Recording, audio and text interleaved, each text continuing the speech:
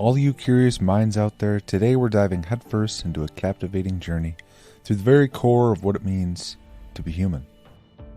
This adventure will lead us through the intriguing realms of the soul, shed light on the significance of consciousness, and uncover the irresistible allure of getting to know ourselves better. At the core of my mission at Humanfluence is the fervent desire to uplift human consciousness.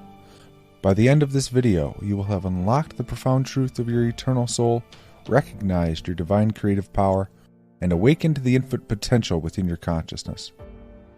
Alan Watts once said, "You are the aperture through which the universe is looking and exploring itself." Every mighty fire, the roaring blaze that lights up the darkest of nights, begins its journey with a single, unassuming spark. This tiny point of radiant promise, nestled amid the kindling's embrace, often goes unnoticed.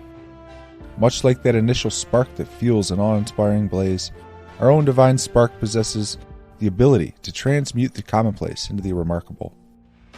Yet within it pulses the very essence of the extraordinary.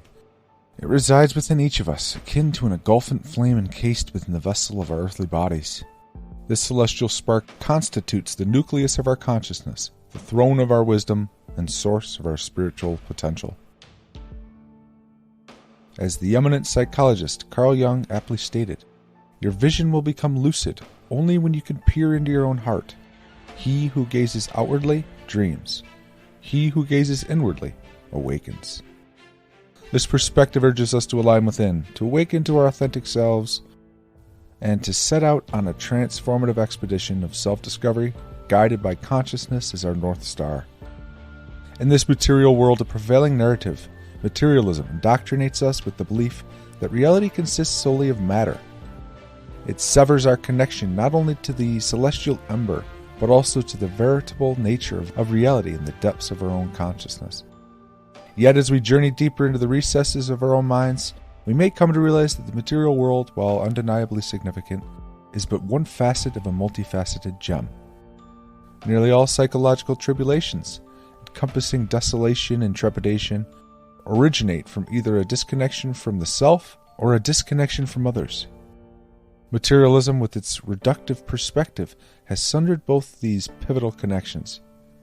It has been said, man is destined to be free, for once flung into the world, he is responsible for everything he accomplishes. Materialism fosters the notion that we are essentially estranged from one another, perceiving others as threats, rather than opportunities for growth, connection, and understanding. Just look around and you'll see it everywhere. Animosity, division, animus, violence, and egotism, all symptomatic of our fragmented consciousness in the material world. There's animosity stemming from competition for finite resources, leading to rivalry and hostility as people chase perceived success and dominance. Divisions are emphasized by differences in wealth, status, and possessions, reinforcing the idea that some are more privileged than others, ultimately leading to social stratification and a lack of empathy for those less fortunate. Animus, driven by a desire for material gain or the protection of possessions, results in political animosities, economic rivalries, and even personal vendettas. Violence finds fertile ground in the pursuit of material resources, territory, or power, with conflicts, wars, and acts of aggression, often rooted in a disregard for the sanctity of life.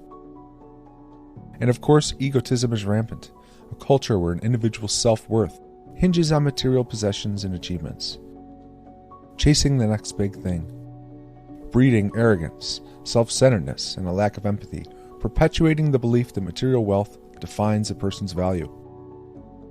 Consciousness, though initially intangible, is supported by quantum physics experiments showing that it can influence particle behavior.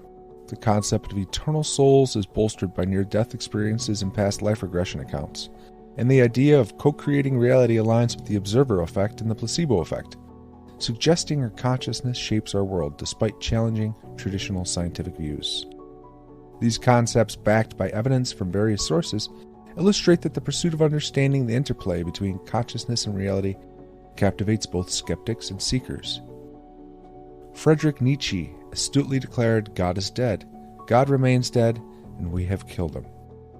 How shall we comfort ourselves, the murderers of all murderers? What was holiest and mightiest of all that the world has yet owned has bled to death under our knives. Who will wipe this blood off us? What water is there for us to clean ourselves? What festivals of atonement? What sacred games shall we have to invent? Is not the greatness of this deed too great for us? Must we ourselves not become God simply to appear worthy of it? He envisioned the passing of conventional religious beliefs and the dawn of an era of nihilism and emptiness, of meaning and purpose in our collective consciousness. He challenged us to become creators and deities in our own right, to surmount this nihilism by recognizing our genuine nature, our celestial essence, and the interwoven essence of our consciousness. Recognizing the existence of this celestial ember is not an abstract notion. It is the recognition of what we genuinely are. It is the affirmation of our eternal selves and our boundless expanse. As Rumi so eloquently stated, "You were born with wings. Why choose to crawl through life?" We are not subjects of a material world. We are the architects of a new reality, with consciousness as the canvas upon which we craft our masterpiece. In essence, we can liken our experience to the reality of an earth school. Life in all its beauty and challenges metamorphoses into a classroom for our souls to learn and flourish. Like scholars in an institution, we encounter lessons, examinations, and experiences that offer opportunities for spiritual growth. It is a quest of self-discovery where each moment, each interaction represents a lesson in comprehending our genuine nature, the interconnectedness of all existence, and the infinite potential of our consciousness. Dolores Cannon's pioneering work in past life regressions has unearthed a captivating revelation. Numerous individuals recollect reincarnating on Earth as part of their soul's voyage, as diverse entities.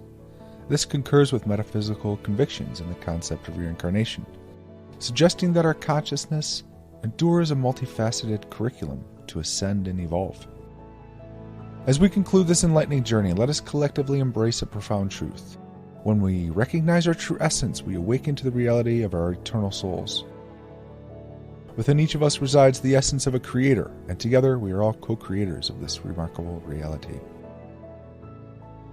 We are not merely mortals, we are celestial beings, intricately involved in shaping the very fabric of existence through the potent force of our minds. I invite you to introspect and discover the magic that unfolds. When we become aware of this true essence, when we genuinely understand what we are, we awaken to the reality of our eternal selves. Existence is not an external force acting upon us. It is an intrinsic part of who we are. Every event, every occurrence, every experience is not something separate from us. It is us. It is what we are. It is us, the embodiment of dreams, the sum of our experiences, and the promise of tomorrow. Together embracing boundless possibilities. We are all one. Humanfluence out.